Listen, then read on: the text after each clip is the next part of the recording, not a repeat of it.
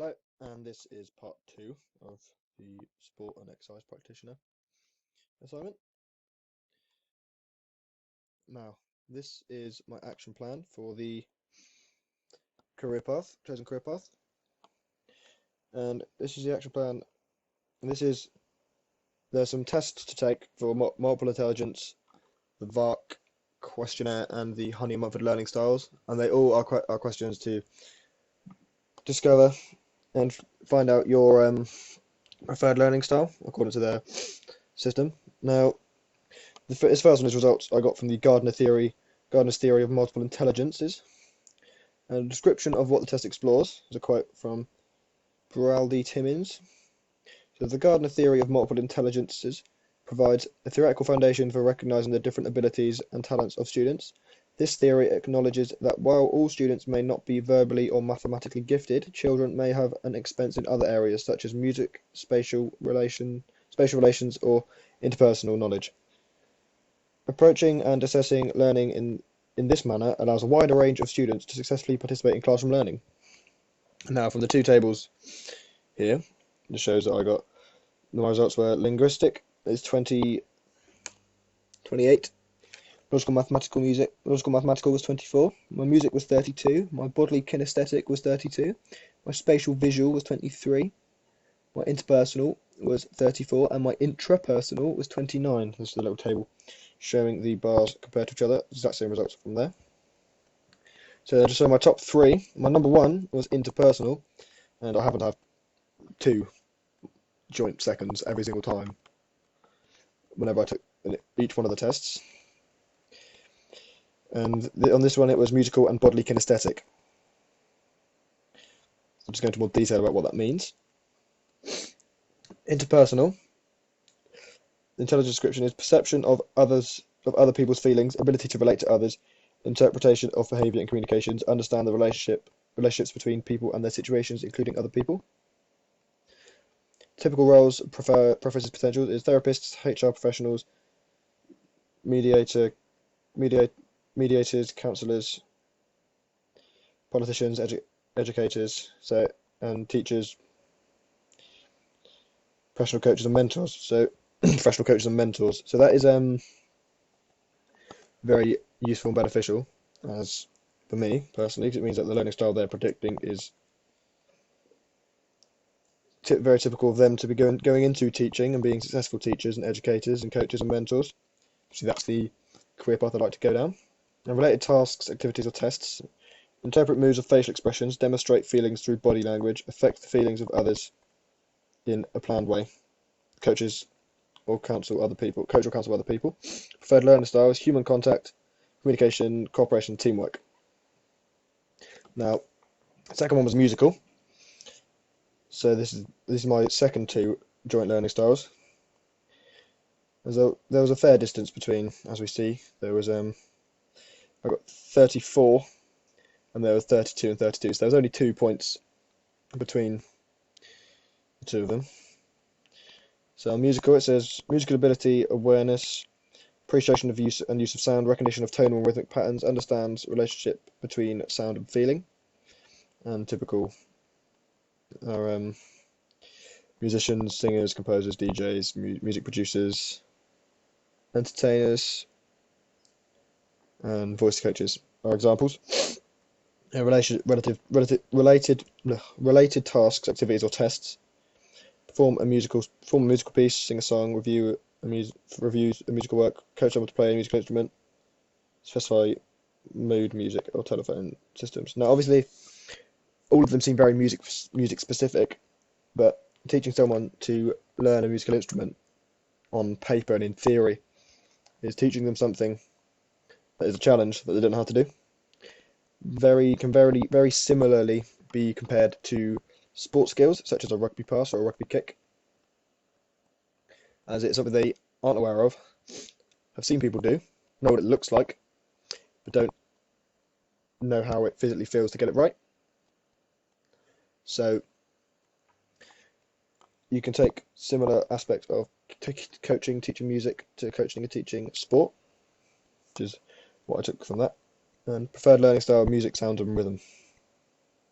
Now, my other joint second one was body kinesthetic, which means body movement control, manual dexterity, physical agility, and balance, eye and body coordination. Typical roles are dancers, demonstrators, actors, athletes, diverse sports people, soldiers, firefighters, performance artists are examples, and obviously demonstrators, as in a coach would demonstrate a skill that he requires. Performance artists, performance development is an aspect of coaching as well. And related tasks and techniques is juggle, demonstrate a sports technique. For example, that would be on the coaching side of it. Coach workplace posture, that can be very much correlated to posture in sport. And preferred learning styles of these are musical experience, physical experience, and movement, touch and feel. So what I've taken from there is all three of them have a very, even though interpersonal has a very key link to coaching and teaching, the other two second ones have not as close links but similar links as well, which is why I believe that coaching is the best and most beneficial job and career choice for myself. I'm moving on to the next one. This is the results I got from the VARC questionnaire. Now, description of the VARC questionnaire is, however, the athlete version of the VARC is still based on classroom content learning and not based on learning motor skills. For example, a sample item is as follows. You are about to give directions to an athlete who is standing with you. The athlete is new to the town and needs to get to the athletic complex. The athlete has a bike. And this is very similar to how you complete the VARC questionnaire. There is a scenario, and you ask the question, and it asks you what you would do in the situation. You get 4 options, and one option, draw a map on paper, is about writing. Is about very much paper based. The next one is tell them the directions, which is very much verbal or oral. And it says write down the directions, which is visual, which is read and write, and then bike with them to the complex, which would be the kinesthetic option. Obviously, this is my final score. Very similar between first, second, or joint first and second in this example. And obviously, read and write was quite low, so I won't be covering anything about read and write. Obviously, I got 14 on kinesthetic, and only 2 points between visual, kinesthetic, and oral.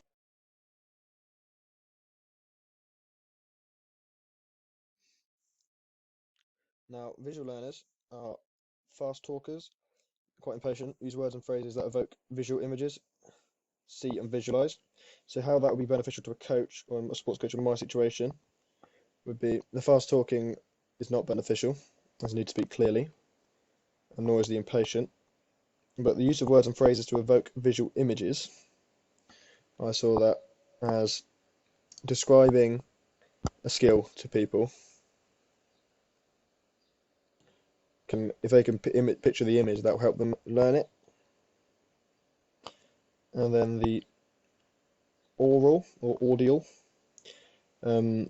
traits, slow speakers, natural listeners, linear thinkers, prefer explanation than text, or listen and verbalize. So what I took from this is that linear thinkers, they will do a skill from the start, the middle, and the finish. That's how they'll help. A lot of people teach how they learn, very similar styles. So learning a skill from the start to the finish, if that works for them to learn it, then that's what they'll implement with their teaching. And kinesthetic, slow talkers like oral or audio, slow to decide, use all senses to engage in learning, do and solve, prefer hand-on approaches, learn through trial and error. So coaching this will involve allowing them to perform the activity and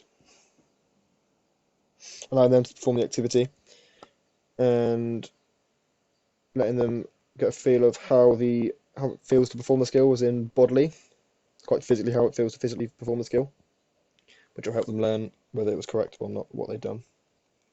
Now the final one is the honey and method learning styles, and now this is coming from the the description is coming from the website that you can do the test on. So this questionnaire is designed to find out your preferred learning styles. Over the years, you have probably developed learning habits that help you benefit more from some experience than others. Since you are probably unaware of this questionnaire will help you to pinpoint your learning preferences, so you are in a better position to select learning experiences that suit your style. And my 4 results, as I wrote them here because you can't really see them on the image. Number 1 was reflector, and again joint second was activist and pragmatist with 14 and 14. Now there's a bigger difference between these two as in any other test I've done, so I've just covered each learning style that I got. The first one being reflector. These people learn by observing and thinking about what happens. They may avoid leaping in and prefer to watch from the sidelines, prefer to stand back and view experiences from a number of different perspectives, collecting data and the time to work towards an appropriate conclusion. And the activities that helps them is pair discussion, self-analysis, questionnaires, personality questionnaires, observing activities, and coaching. And the definition of a reflector. Reflectors like to stand back and ponder experiences and observe them from many different perspectives. They collect data both first-hand and from others, prefer to think about it before coming to a conclusion.